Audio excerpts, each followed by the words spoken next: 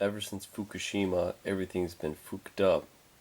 Well, the 8.9 earthquake that struck Japan in 2011, it actually was so big that it shifted the Earth's axis by 10 centimeters. Now that might sound not like a lot, but I'm wondering if the after effects of the shift of the Earth is actually making the Earth warmer. And I've been gardening for 20 years, and to tell you the truth, the fall sun feels just as hot and as intense as the summer sun.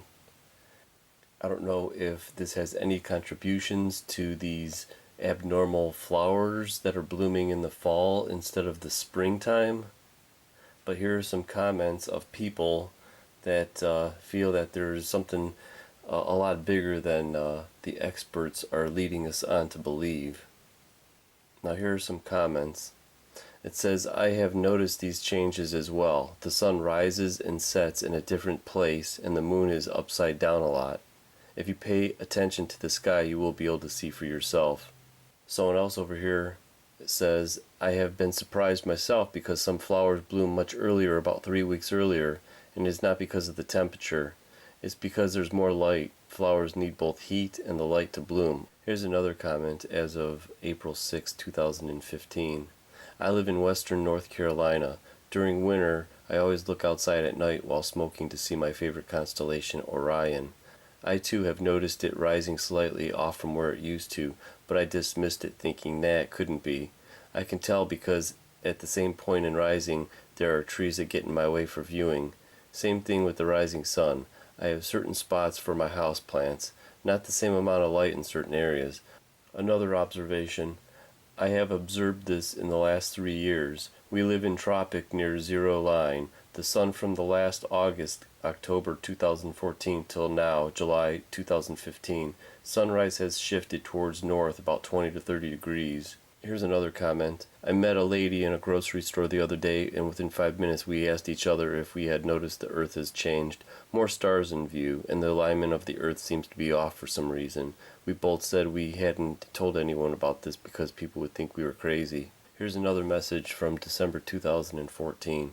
This summer, for the first time ever, when the sun rose, it let sunshine in through the north windows of my home. My house sits directly north in the front, and never at sunrise has the sun shine through the windows in Arizona in north-facing windows. As well, the moon spins like a dial in the sky, and the full moon never seems to rise in the same location from month to month.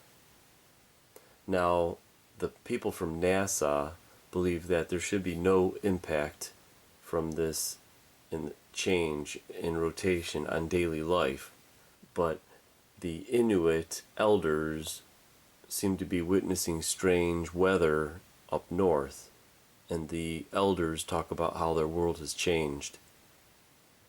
Now, the elders maintain that the sun doesn't rise where it used to, and they have longer days of light to hunt, and the sun is higher than it used to be, and it warms up quicker than before. The elders who were interviewed across the north all said the same thing, that their sky has changed.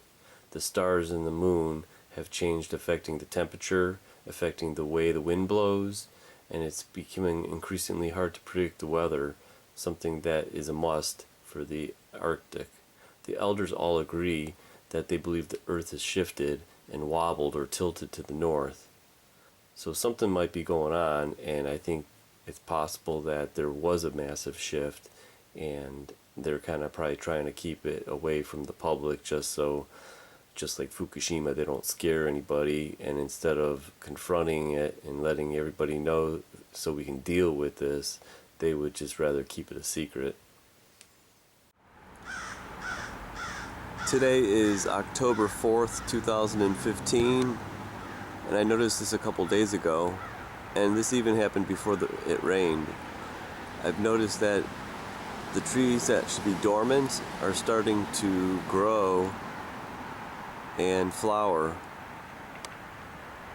This is a horse chestnut.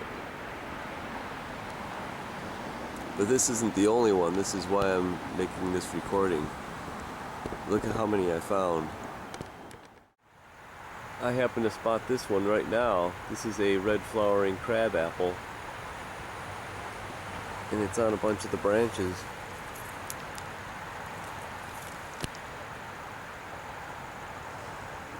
And so was that horse chestnut. They had about like 7 branches that were blooming.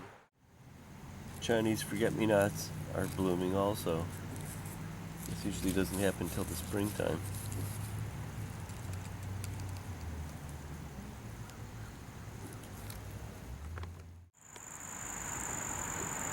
Here's a larkspur blooming.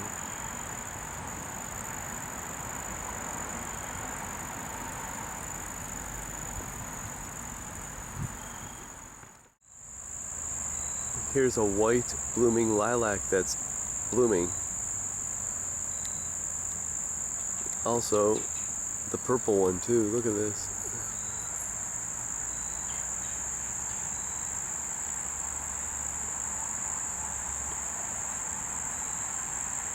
And it's all over.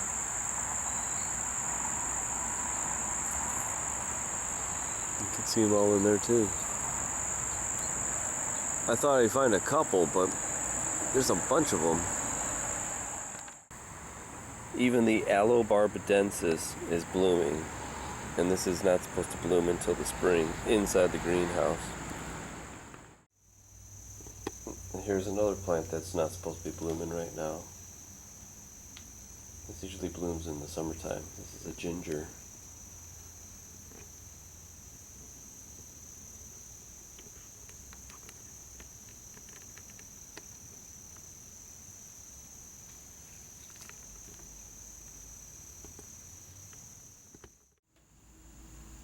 Now here's another greenhouse plant, Hymanthus albiflos.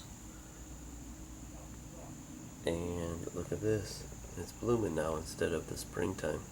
Or usually blooms late spring in the greenhouse. We've got a friend there.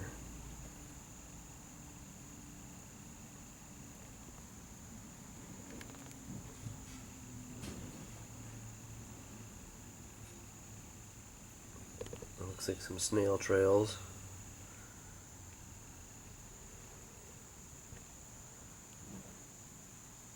And there's another one.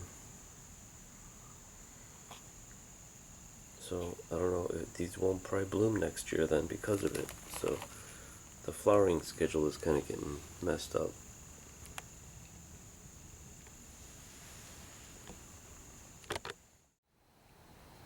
Now here is another rare flower, Petrea volubulus, that's blooming now, and this usually does not bloom until the springtime.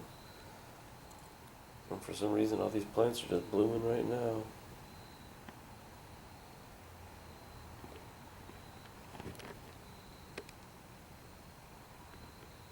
Maybe we had a shift in the magnetic pole or something. Oh, wise one, what do you think's causing these abnormalities? I don't know. Ever since Fukushima, everything's been Fuk'd up.